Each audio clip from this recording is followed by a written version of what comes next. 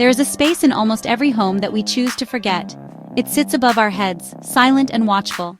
The attic. It's a place for things we no longer need but cannot bear to part with. Broken toys, old photographs, clothes that no longer fit.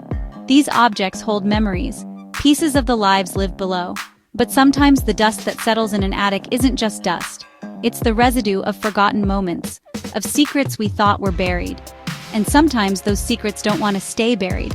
They wait patiently in the dark, in the heat of summer, in the bitter cold of winter.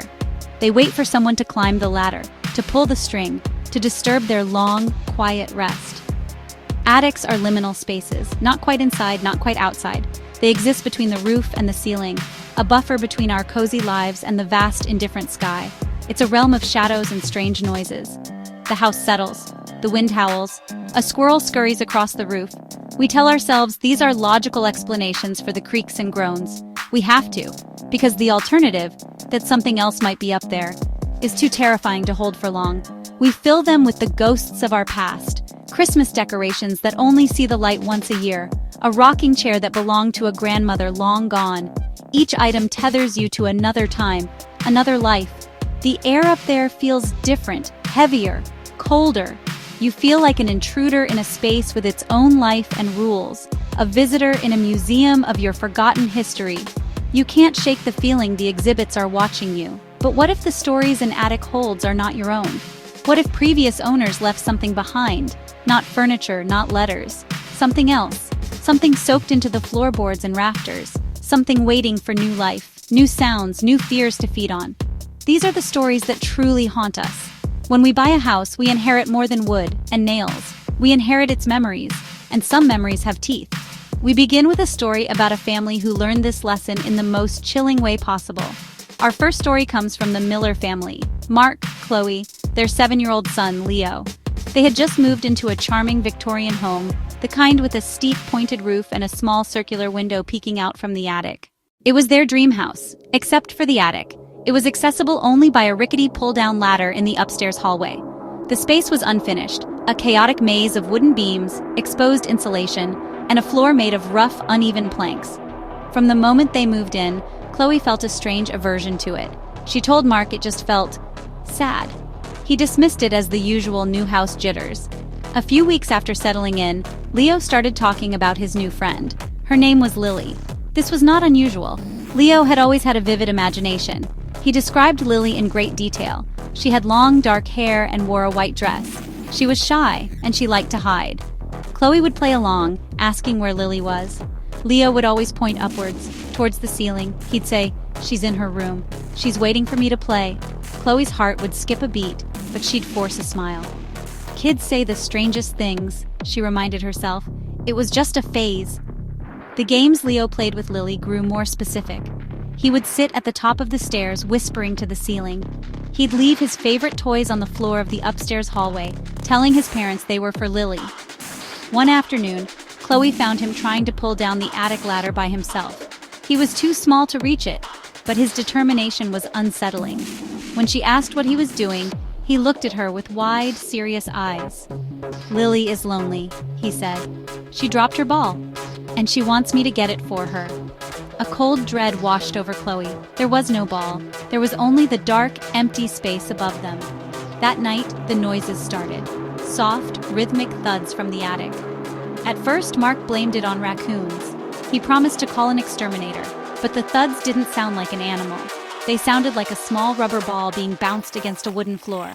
Thump, thump, thump. The sound was slow, deliberate, and it always seemed to happen right above Leo's bedroom. Chloe would lie awake, listening, her body rigid with fear. The sound was a constant, terrifying reminder of her son's imaginary friend, a friend who lived in the attic, a friend who was getting less and less shy. Mark, now unnerved himself, decided to investigate the attic. He pulled down the creaking ladder and climbed into the oppressive heat and darkness, armed with a powerful flashlight. The air was thick with the smell of old wood, faintly sweet and unpleasant like decaying flowers. He swept the beam of his flashlight across the space. It was just as the inspector had described it. Empty dust cobwebs. He walked carefully across the planks, checking the eaves for any sign of an animal nest. He found nothing. No droppings, no nests, no signs of entry. The space was sealed tight. As he turned to leave, His light caught something. Tucked away in the darkest corner behind a thick wooden support beam was a small, dusty trunk. It was old, bound with rusted iron straps. It hadn't been on the inspection report. It looked like it had been there for a century. His curiosity overriding his fear, Mark pried open the stiff, resisting lid. Inside, nestled on a bed of faded velvet, was a single object, a small porcelain doll with dark painted hair and a simple white dress. Its glass eyes stared up at him, vacant and lifeless. Beside it lay a small red rubber ball. Mark felt a chill that had nothing to do with the temperature. He quickly closed the trunk, leaving it exactly where he found it. He scrambled down the ladder, his heart pounding in his chest. He didn't tell Chloe what he found. How could he? How could he explain that Leo's imaginary friend, right down to her white dress and her lost ball, was real? He tried to convince himself it was a coincidence. A truly bizarre, terrifying coincidence. But that night, as he lay in bed, he heard a new sound from the attic. It wasn't the bouncing ball. It was a soft, faint whisper, like a child humming a lullaby. The family moved out less than a month later. They couldn't sell the house. They just walked away. They couldn't bear to spend another night under that roof. The last time Chloe saw the house, she looked up at the small circular attic window. For a split second, she thought she saw a pale face looking back at her. A small girl with long dark hair. Our second tale concerns a young musician named Maya. She was a composer, struggling to make ends meet in a bustling city. She rented the top-floor apartment of an old converted brownstone. Her apartment was small, but it had one unique feature: a private staircase that led to a small, finished attic space. The landlord told her the previous tenant, an elderly gentleman, had used it as a study. It was a perfect, quiet space for her to compose. The room was cozy, with a slanted ceiling and a single window overlooking the city. It felt like a sanctuary, a secret world just for her. For the first few months, the attic was her haven. She spent hours there, surrounded by her keyboard sheet music and the quiet hum of the city below. It was in that room that she broke through her creative block, composing melodies that felt more inspired and complex than anything she had written before. One evening, while organizing some old boxes left behind by the landlord, she found something pushed deep into a corner closet. It was a wooden music box, beautifully carved but covered in a thick layer of grime. It was surprisingly heavy.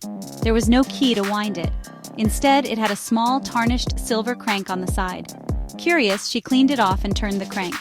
A delicate, haunting melody filled the small room. It was a tune she had never heard before, yet it felt strangely familiar. It was melancholic and beautiful, a simple refrain that seemed to linger in the air long after the music stopped. Maya became obsessed with the melody. She tried to replicate it on her keyboard, but she could never quite capture its ethereal quality. The tune from the box had a strange, discordant note in it, a single off-key sound that sent a shiver down her spine yet made the melody unforgettable. Our final story is about a man named David. He and his wife Karen lived a quiet life in a modern suburban home. It was a new construction barely 5 years old. It had no dark history, no tragic past. It was a clean slate. David had one peculiar habit. He was a lifelong sleepwalker. Their house had a small, mostly useless attic. It was just a crawl space, really. The access panel was a square cut into the ceiling of their bedroom closet. It was bolted shut. They had never opened it. One night, Karen was woken by a strange noise. It was a scraping, metallic sound coming from the closet. David was not next to her. Peeking inside, she was met with a sight that made her blood run cold. David was standing on a step stool, a wrench in his hand. He was methodically unfastening the bolts on the attic access panel. His eyes were open but vacant, glazed over in that familiar sleepwalking state. But this was different. This was focused. This was purposeful. After a few minutes, the final bolt came loose. He pushed the panel aside, revealing a square of perfect, impenetrable blackness. Then he started to climb. He pulled himself up into the dark void without hesitation, disappearing completely from her sight.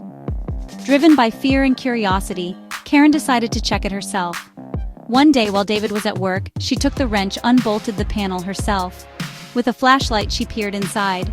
The attic was cramped and filled with insulation wiring wooden beams. Her light landed on the far corner. A small makeshift bed, a dirty pillow, a thin folded blanket. Next to it, empty water bottles, food wrappers. Someone had been living in their attic, and every night her husband went up to visit them. We often think of fear as something that comes from the outside. An intruder, a monster, a ghost from a bygone era. But these stories remind us that sometimes the most terrifying things are already inside. They are hidden in the architecture of our own homes, in the dusty corners we ignore. The attic is the ultimate symbol of this. It is a part of our house, yet it remains a mystery, a physical representation of the unknown that lives just above our heads, a constant, silent presence in our daily lives. So the next time you hear a strange noise from above, pause and listen. Is it just the house settling, or is it something else? A bouncing ball, a faint melody, the soft footsteps of an uninvited guest. Attics are not just empty spaces, they are containers. And the chilling part is, you never truly know what they contain until you are brave or foolish enough to pull down that ladder and look for yourself.